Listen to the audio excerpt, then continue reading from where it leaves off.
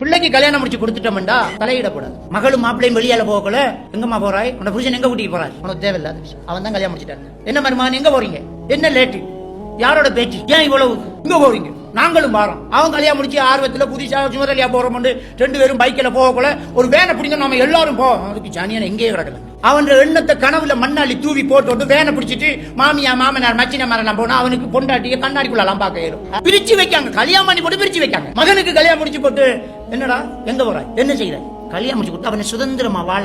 பறவைய அந்த தாயி பறக்க விடுது, போ பற ஓடு. நாம மட்டும் எங்க போறாய், ஏன் லேட்டு, என்ன பேசுறாய், ஏன் இவ்வளவு நெருக்கம், ஏன் என்னாச்சு காசு என்ன.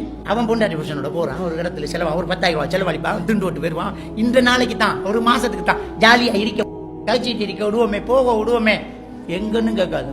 போற இடத்த போயிட்டு வா, சிலர் போய் கதவை தாட்டு, எவ்வளவு நேரம் அவளுக்கு இருக்காய், வாவேன் பாப்பா வந்து காத்துக்கு இருக்காரு உன்னோட காய்க்கிறதுக்கு. அப்ப என்னத்துக்கு கல்யாணம் முடிச்சு கொடு, கல்யாணத்தை முடிச்சு கொடுத்து போட்டு கதவை தட்டி கூப்பிடு. போனும் நம்மளை பிரிக்க கூடாது, நாமளும் நம்முடைய குடும்பத்தில் உள்ள இலட்சிகளை பிரிச்சிடக்கூடாது. சுதந்திரமா கல்யாணம் முடிச்சு கொடுத்து அப்படியே விடுங்கள. அவங்கள அவராக யோசிக்கட்டும், கைடு பண்ணுங்க, ஆலோசனை சொல்லுங்க. இப்படித்தான் மகன் வாழ்க்கை, இப்படித்தான் சொல்லுங்க.